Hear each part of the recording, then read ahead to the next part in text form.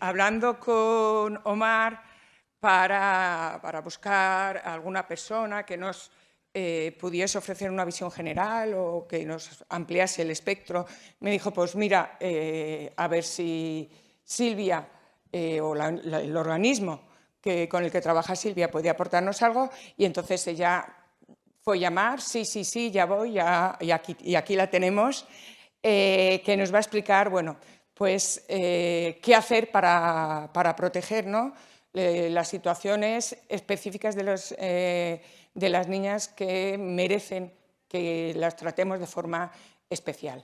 Y sin más, le doy la palabra para no quitarle el tiempo, porque ella tiene muchas cosas más interesantes que decir que yo. Muchas gracias, Silvia. Gracias, Ruth, y muchísimas gracias. Bienvenidos a todos y es un placer para mí estar aquí. Sé que tengo el tiempo un poco contado, 40 minutos, por eso me he puesto el móvil aquí para que no pasarme de tiempo. Mi organización, como bien decía Ruth, trabaja para garantizar derechos a la infancia, pero también específicamente para promover igualdad de niñas. Yo particularmente trabajo en el equipo global humanitario de Plan Internacional, que trabaja en crisis humanitarias, pero también trabajamos en programas de desarrollo. En mi rol apoyo el diseño, también la implementación y el monitoreo y evaluación de programas de protección para la niñez que incluyen la prevención y respuesta con niños y niñas asociados a grupos y fuerzas armadas. Entonces, hoy lo que quería centrarme, agradezco la visibilidad que se da a este congreso a las niñas, y quería centrarme en las necesidades y las experiencias únicas de las niñas y qué podemos hacer para la protección. Entonces, en la agenda que a lo mejor un poco ambiciosa, pero voy a intentar hacerlo un poco condensado, quería presentar por un lado un informe que ha lanzado Plan recientemente, que es el Estado Mundial de las Niñas de 2024, recientemente para el Día Internacional de la Niña, que se centran en situaciones de conflicto este año. Luego quería también darle unas lecciones aprendidas que el Grupo Interagencial de Niños y Niñas Asociados a Grupos Armados, grupos o Fuerzas Armadas, hizo una evaluación y contarle un poco cuáles son esas necesidades de las niñas en particular. Y recomendaciones, y luego darle algunos ejemplos de programas que hace Plan en 2 países, que puedo hacerlo de forma bastante resumida. Para contarles un poco, luego voy a poner unos QRs donde pueden descargarse los informes. El Estado Mundial de Niñas de 2024, lo que hace este informe este año específicamente es centrarse en las experiencias de niñas y jóvenes cuyas vidas están afectadas por conflictos. Como sabemos, este año esto ha sido incrementado por conflictos como en Gaza, como en Sudán, y también lo que nos hemos centrado es en ver cómo el género y la edad determinan las experiencias específicas en estas situaciones de conflicto. Por ejemplo, sabemos que nos dicen cómo las niñas tienen que enfrentarse a más casos de violencia sexual o otros patrones distintos. El estudio es una investigación que se centra en 10 países, específicamente en Camerún, Colombia, Etiopía, Líbano, Mozambique, Nigeria, Sudán, Ucrania y Filipinas, y está a través de más de 10.000 encuestas a niñas y jóvenes de entre 15 y 24 años, y también en más de 100 entrevistas en profundidad. No deja de reconocer similitudes que se dan en todas las situaciones de conflicto, pero, como decía, también como intentar entender cuáles son esas necesidades específicas de niñas y de jóvenes. Iba a poner, pero también por el tiempo lo compartiré después, un link que pueden ver al vídeo para escuchar las voces directamente de algunas de estas niñas en los distintos países que están en conflicto. Lo que hemos observado, voy a mencionar en algunas áreas de educación, de servicios básicos y en temas de seguridad, cuáles son las principales diferencias, que se observaron entre jóvenes, chicos y chicas, y entre niñas y niños, se informaron dificultades para acceder a necesidades básicas mayores para niñas y mujeres jóvenes. Vemos cómo los roles de géneros persistentes en las sociedades se incrementan en situaciones de conflicto. Por ejemplo, la responsabilidad de cuidados, del hogar, la vulnerabilidad para la violencia sexual, para los hombres, para los chicos, ser el protector y sostén de la familia, etc. Y entonces esto se ve incrementado en el acceso a las necesidades y servicios básicos a los que se enfrentan las niñas.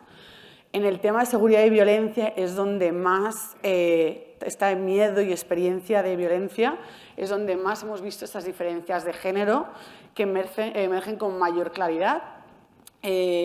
Tanto niñas como la mayor parte de las niñas y mujeres jóvenes se declaran sentirse mucho menos seguras que niños y hombres jóvenes, y están mayor expuestas a violencia no solo física, pero también sexual y también relacionado con esto al matrimonio infantil, al matrimonio forzado. En esto también estaría incluido los grupos y fuerzas armadas, por ejemplo, en el caso de Colombia, pero otros casos también donde controlan barrios, bandas que utilizan la extorsión, etc. En el tema de la educación, siempre sabemos cómo la educación se ve amenazada en situaciones de conflicto y se intensifica, a pesar de que suele ser siempre el área de mayor importancia. Cuando escuchamos una de lo que ha hecho este estudio y de lo que pretende hacer el plan es dar voz a niñas, a jóvenes y de escucharles, de que suele ser una de las prioridades la educación, pero cómo siempre está mayormente amenazada y se intensifica esa falta de acceso en situaciones de violencia y de conflicto. 52% de niñas y mujeres entrevistadas declararon haber faltado a la escuela a causa de estos conflictos, y tiene mayor probabilidad de faltar a la escuela en casi todos los casos, dado a priorización de familias, normas socioculturales, etc. Por último, quería mencionar también la parte de salud y bienestar, incluyendo la salud mental, muy importante también para luego las recomendaciones y la programación que organizaciones como Plan realiza. Nuestras encuestas y este informe revela altos niveles de angustia emocional, tanto trastornos del sueño, preocupación constante, mayormente reportado por niñas y mujeres jóvenes, lo que nos dice que se necesitaría un urgente mayor apoyo psicosocial en todos estos programas que luego veríamos en la parte de prevención y respuesta.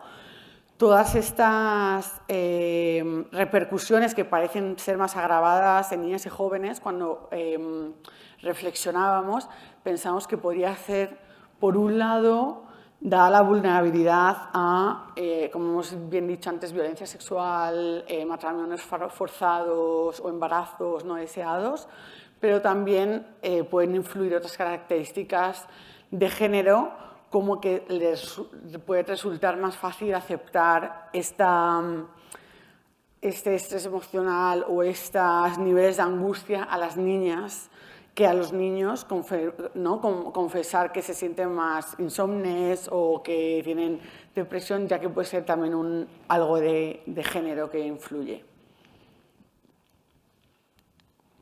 En cuanto al futuro, el informe también daba voz a las niñas y escuchaba cuáles son las ideas, cómo cambiar, qué hacer en como de recomendaciones, incluyendo la parte de salud mental, apoyo psicosocial.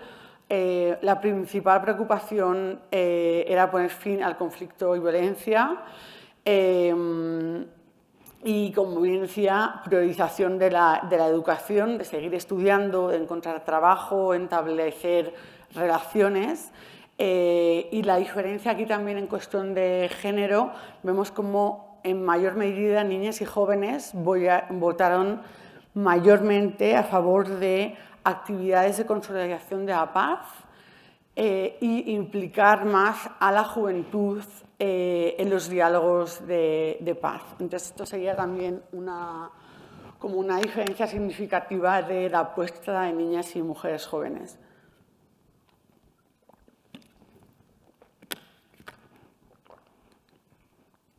En cuanto a las conclusiones, la investigación lo que demuestra es cómo los conflictos, ¿no?, amplifican esta desigualdad de género, refuerzan los estereotipos, aumentan aquellas prácticas nocivas como puede ser matrimonio infantil o explotación sexual, etc.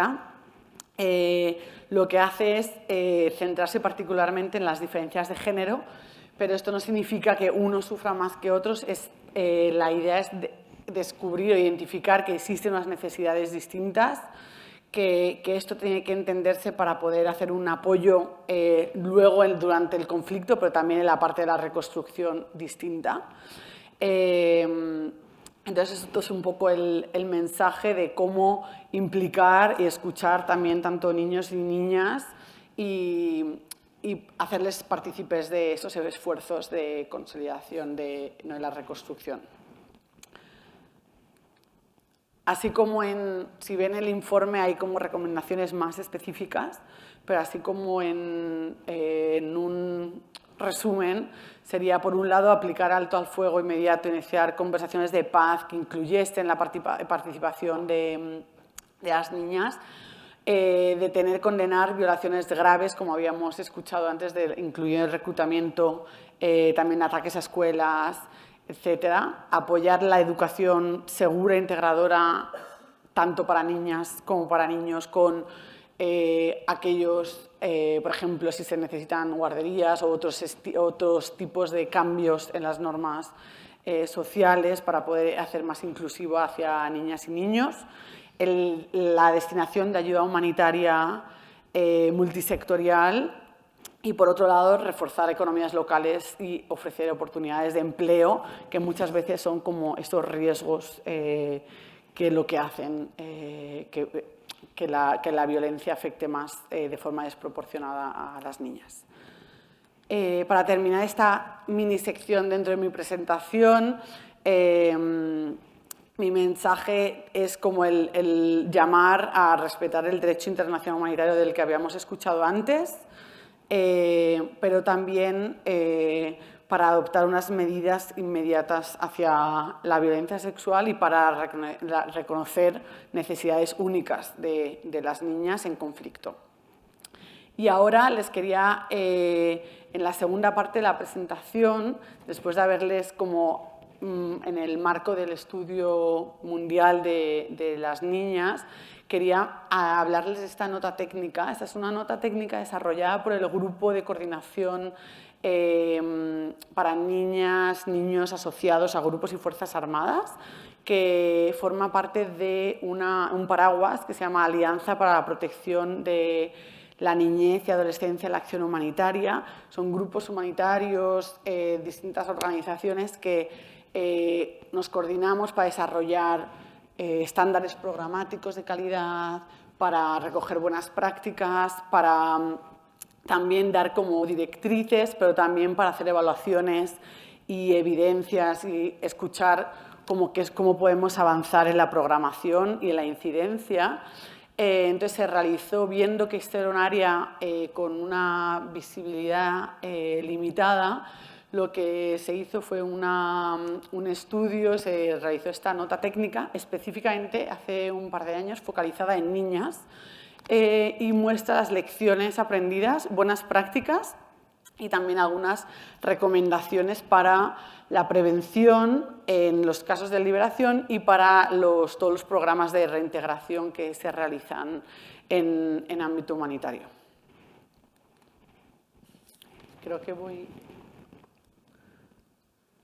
Sí, todavía voy bien de tiempo.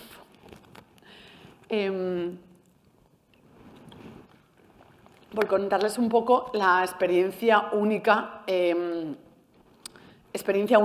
cuando decimos cuál es la experiencia única de las niñas, este estudio, esta nota técnica, lo que nos muestra es cuáles son, cómo las niñas sabemos que son reclutadas de formas diferentes. Las razones por las que las niñas se asocian a los grupos o fuerzas armadas son diferentes en los diferentes contextos. Muchas veces puede ser forzado, pero en algunos casos puede ser, no, puede parecer voluntario. Lo que vimos después de todo el estudio de los distintos grupos, fuerzas armadas que se habían estudiado, es que las formas de reclutamiento para niñas, una forma muy frecuente es el secuestro. De hecho, de las 37 fuerzas y grupos armados documentadas, casi la mitad, el 49%, recurrió al secuestro para reclutar a niñas.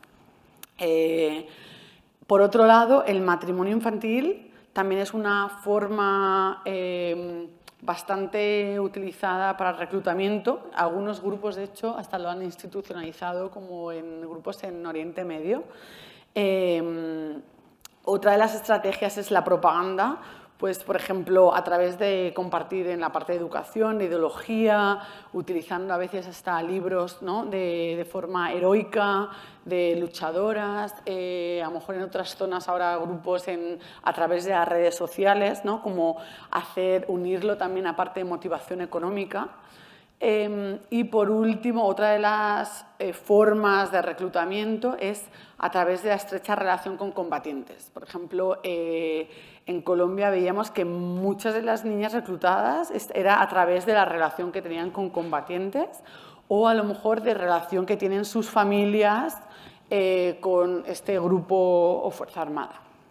Entonces, como ven, existen distintos factores de riesgo, no solo es un factor que hace que tenga esta consecuencia, que al final la niña sea reclutada, pero existen diferentes factores de riesgo. Y lo que solemos utilizar para analizar esto es lo que decimos el modelo socioecológico, donde está la niña, la familia, comunidad y sociedad, y vemos cómo existen en cada nivel factores de riesgo que facilitan que esta niña pueda ser reclutada. Entonces, en el nivel individual, el nivel de niña, pues como hemos escuchado en las otras presentaciones, a veces ¿no?, falta la necesidad de protección, sociedades patriarcales, a veces, de hecho, del 45% de entrevistadas, muchas veces el tema de aventura, diversión, pero también la parte de empoderamiento o de, como decía, de necesidad de protegerse o de independencia, o sea, diferentes, pobreza también, venganza, ¿no?, de contribuir a tu grupo, a tu familia. En el caso de familia, pues a veces familias desestructuradas, abusos sexuales en familia, la comunidad, a lo mejor presión de la comunidad.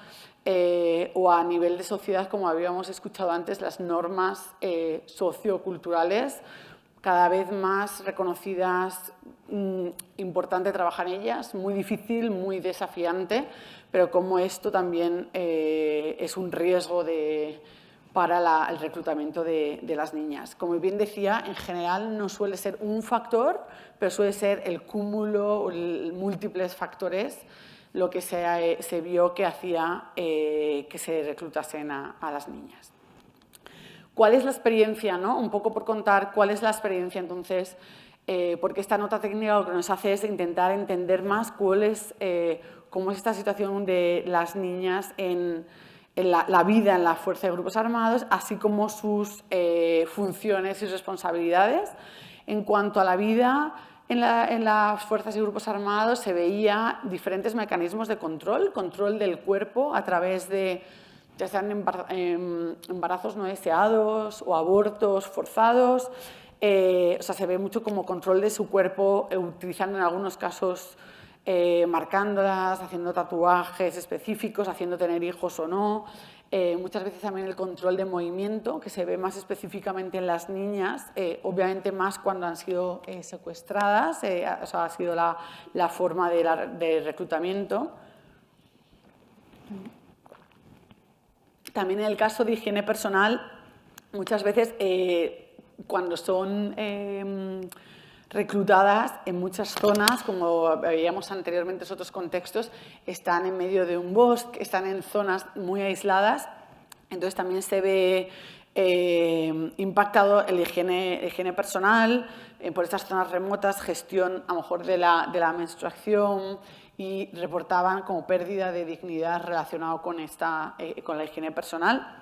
Tema de salud, pues como puedes imaginar, como abortos inseguros, partos, temas de abusos sexuales, también heridas, consecuencias de maltratos, violencia física, etcétera.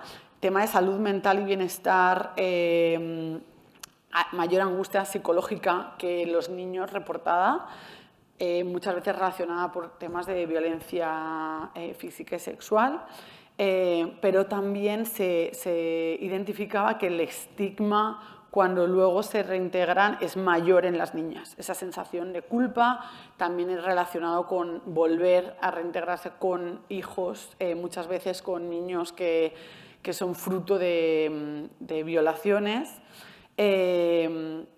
A pesar de todo, es importante, ahora hago como un paréntesis en el tema de salud mental y bienestar psicosocial, para no utilizar el tema, ¿no?, que fácilmente podemos caer en el tema víctima-trauma, de saber cómo muchas niñas luego son resilientes y tienen la capacidad con apoyo de salir adelante. Entonces es como importante que algunas sí que pueden tener como estrés postraumático, pero evitarla como organizaciones, como grupo interagencial, de intentar evitar la palabra trauma y hablar más de angustia psicosocial, dependiendo, ¿no?, de resiliencia y de cómo las niñas tienen la capacidad de sobreponerse. En cuanto a las funciones son varias y diferentes contextos, también como niños, pero específicamente como podríamos diferenciarlas en dos: en participación indirecta en las hostilidades, o sea, funciones de apoyo. Entonces aquí también están muy presentes los roles de género que ya hacen en la sociedad, como cuidados, porteadoras, cocineras, cuidado de hijos, etcétera, etcétera, pero también participación directa en las hostilidades, vigilantes en puntos de vigilancia, etcétera. Hemos visto como algunos de los grupos que están, en general, algunos de los grupos como de ideología marxista suelen tener mayor equidad también de género en la participación en directa en hostilidades, tanto de niños y niñas, y suelen tener más niñas. Entonces hay como diferentes, luego en grupos, pero esto sería como a grandes rasgos la experiencia única de las niñas. En cuanto a recomendaciones globales, ¿qué es lo que decimos entonces para los actores de protección, actores humanitarios, donantes que apoyan este tipo de programas para prevenir, para responder?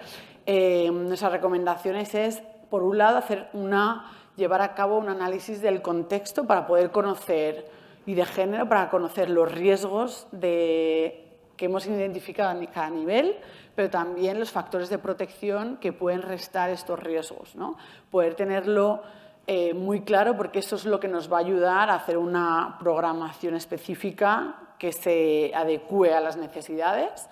Reconocer la capacidad de acción de las niñas, que en muchos casos no se les tiene en cuenta y al final son las protagonistas de sus procesos de reintegración y reinserción social, etcétera.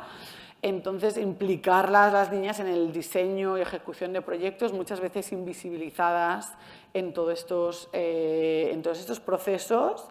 Y luego, por último, identificar lo que se llaman como las personas influyentes, que hemos escuchado antes como son importantes, que consiguen ser los aliados en la comunidad y como muchas veces pueden ser los que nos ayudan a cambiar normas sociales, a los que pueden ayudar a reducir el estigma hacia las niñas que vuelven, a rebajar esa culpa, a veces incluso en ceremonias que no sean dañinas, pero que ayuden a la aceptación de las niñas que se reintegran. A ver cómo voy de tiempo. Pues voy a pasar bastante rápido entonces, porque a lo mejor la nota técnica, luego voy a poner el QR, pueden verla. En cuanto a prevención, veríamos que nos centramos en un enfoque multinivel, con trabajo en todas las áreas, de los niveles de niña, familia, comunidad y sociedad. Por otro lado, a pesar de que esto es un tema que específicamente los actores de protección de niñez nos centramos, requiere un enfoque multisectorial. Eso quiere decir trabajar con actores de salud, actores también de educación, etc. Entonces, por eso es importante conocer bien los riesgos y conocer bien ese contexto y ese análisis de género para saber, en el caso de que sea por un riesgo muy importante, por ejemplo, la falta de educación, poder trabajar con los actores de educación para reducir estos riesgos. En cuanto a la liberación, cosas que mencionar. La identificación de niñas es mucho más difícil, se ha visto que siempre suele ser mucho más difícil que la identificación de niños. Entonces, una de las recomendaciones es siempre dar por hecho que siempre van a existir niñas. De hecho, tenía unos datos en el caso de Sudán del Sur, pasando de 1%, creo que se pasó al 38%, por cambiar y por tener la sensibilización de poder identificar tanto a niñas como a niños. Entonces, en este caso, aumenta la identificación de niñas. También tener en cuenta que se puede hacer daño, que esto puede estigmatizar. Entonces, es importante cómo no etiquetarlas como asociadas a fuerzas o grupos armados, porque en muchos casos se puede exponer a mayores riesgos. Mencionar que sabemos que la parte de los programas de liberación pueden ser formales, oficiales o informales. En general hemos visto que los que son formales tienen menos éxito con las niñas muchas veces porque suelen estar ligados la naturaleza militar de estos procesos más relacionados con el programa de desarme. Tienen menos éxito a la hora de trabajar con niñas, pero para tenerlo en cuenta. Y voy a pasar un poco más rápido porque si no me quedan creo que 5 minutos. Entonces, las recomendaciones sería asumir siempre que las chicas han sido reclutadas y establecer tanto modos formales, pero también en paralelo informales, trabajando con miembros de la comunidad. Como bien decía, hay oficiales y hay informales. Y en el tema de reintegración, algo que es como algunas consideraciones clave bastante importantes es que la estigmatización, como bien decía, de las niñas es mucho mayor que de los niños cuando vuelven con los procesos de reintegración. Muchas veces relacionado por los abusos sexuales, por las consecuencias en la parte psicosocial, también por volver con niños nacidos de violencia sexual.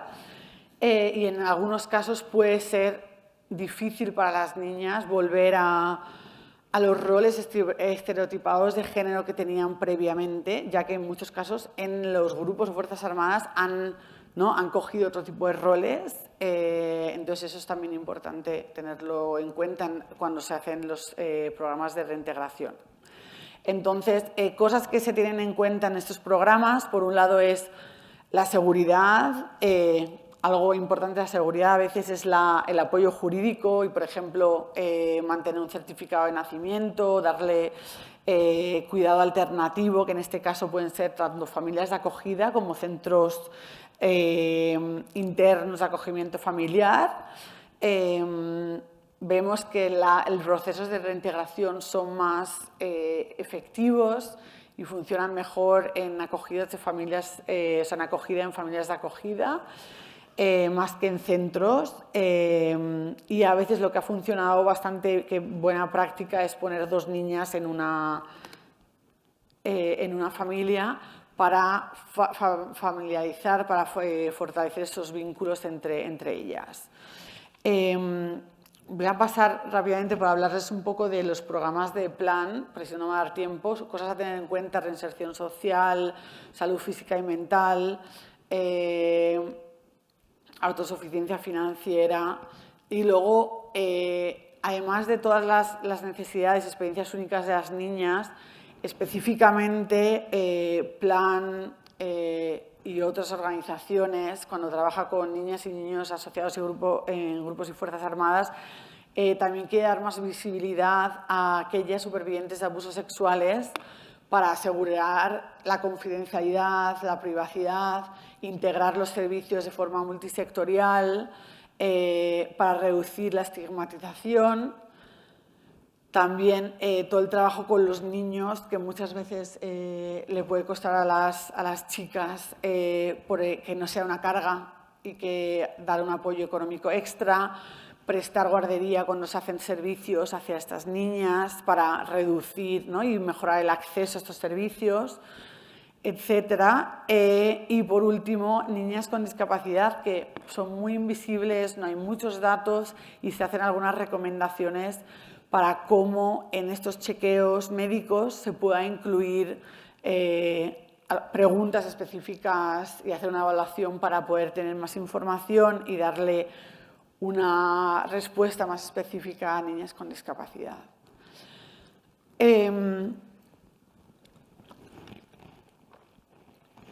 Creo que tengo 8 o 9 minutos. Entonces, en mi última parte quería mencionar 2 programas en los que Plan, como bien les decía, estamos en más de 70 países, en respuestas humanitarias, específicamente incluyendo la parte de protección. Entonces, quería mencionarles un poco el trabajo que hemos hecho en República Centroafricana y en Sudán del Sur y cuáles son los programas.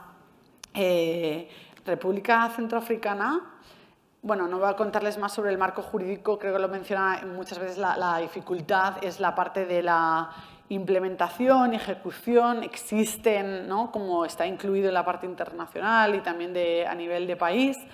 En el caso de nuestros programas, los diferentes componentes que incluimos, por un lado es la liberación de niños y niñas. Plan trabajó en República Centroafricana para incluir también la identificación y liberación de niñas, colaborando con distintos actores. Mencionar que toda esta parte de liberación, ya sea formal, oficial, informal, es muy importante la coordinación con distintos actores gubernamentales para transferencias formales, pero también muy importante el trabajo con todas las comunidades para todas las liberaciones informales, ya que en muchos casos son los miembros de la comunidad los que negocian y los que pueden identificar a niños que pueden acabar escapando por su cuenta.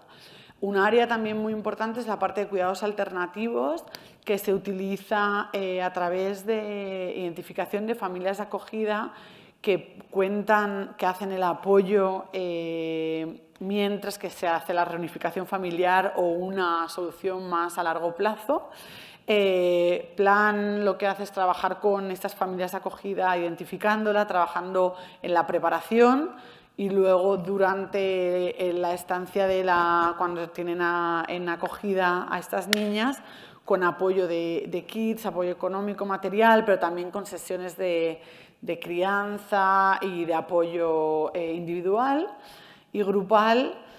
Como bien decía, existe también la parte de búsqueda y reagrupación familiar de una forma coordinada con otros actores, y cuando es transfronterizo con el Comité de Cruz Roja, en el caso de República Centroafricana en Camerún.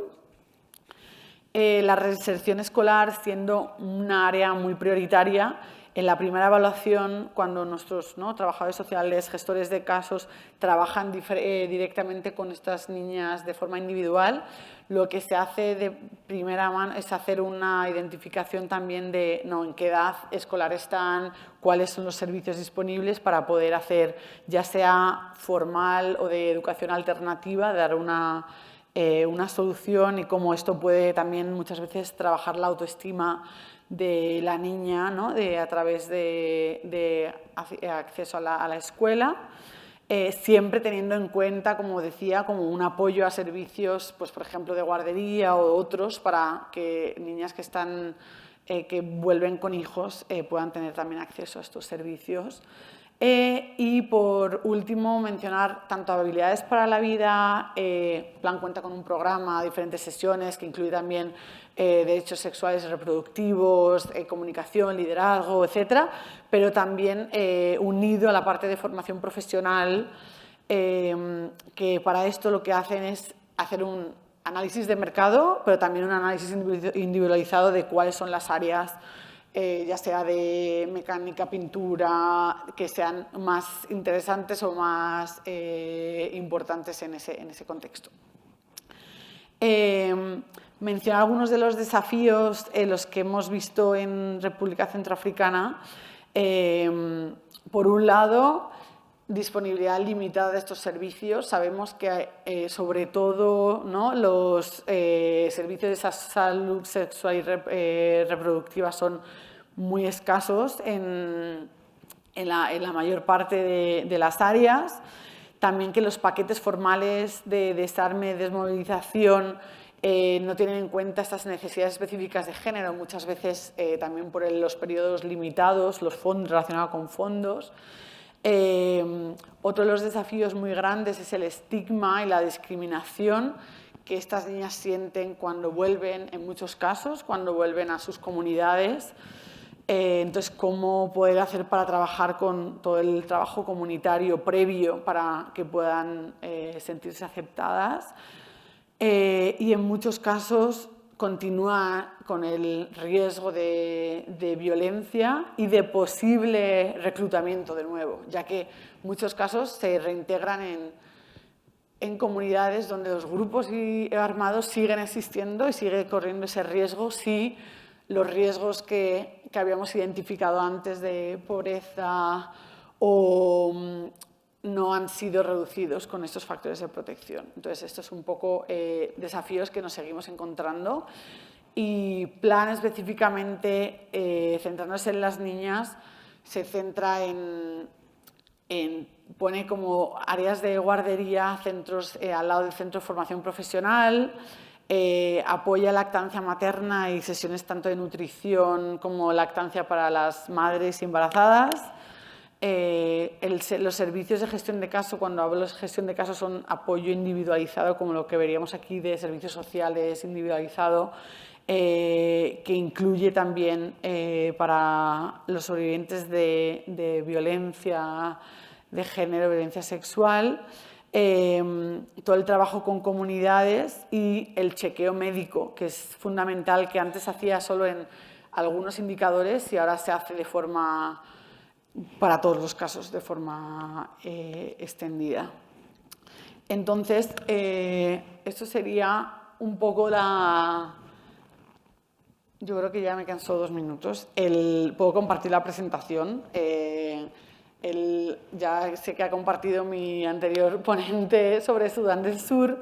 A lo mejor mencionar que también algunos de los programas o algunos de los desafíos también están relacionados con cosas que mencionaba sobre el estigma, recalcar la importancia de la coordinación, pero para terminar mi ponencia es explicar que entender estas necesidades y experiencias únicas de las niñas en diferentes contextos, pero incluso dentro del mismo país, diferentes en Yei, Pibor, en diferentes áreas dentro de Sudán del Sur o de República Centroafricana, nos puede dar éxito el trabajo y cómo estas niñas viven, ¿no?, esta reintegración o cómo pueden tener acceso a otras oportunidades y ser incluidas. A lo mejor algo también que mencionar es cómo los programas específicamente, por ejemplo, lo que quería mencionar en Sudán del Sur, no son solo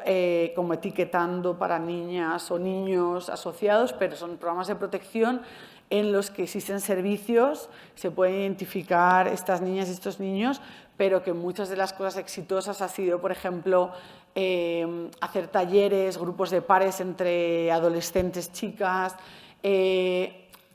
incluirlas en otros tipos de servicios y no solo en programas específicos etiquetados con este nombre. Con esto, daré las gracias a todos y estaremos hablando en los descansos y cuando queráis. Muchas gracias, Silvia. Muchas gracias por ajustarte tan bien al tiempo. Y como vas a estar a lo largo del día aquí, pues yo invito a los alumnos que quieran hacer alguna pregunta y a los conferenciantes pues que se acerquen a ella, que encantada estará dispuesta, porque ella tenía muchísimo que hablar, muchísimo que enseñarnos de los informes, de los planes, de todo, pero bueno, le hemos reducido el tiempo, cosas del directo, ¿no? Ahora vamos a parar un momentito y nos vamos a bajar al patio del Paraninfo, que es este mismo edificio, pero ahí al patio, para hacer el minuto de silencio y luego ya subimos al café y continuamos en la vida normal, ¿vale? Muchas gracias. Y los que estén online, pues que se tomen también un cafecito, aunque a lo mejor les interesa más ya un vermú a estas horas. Venga, hasta luego.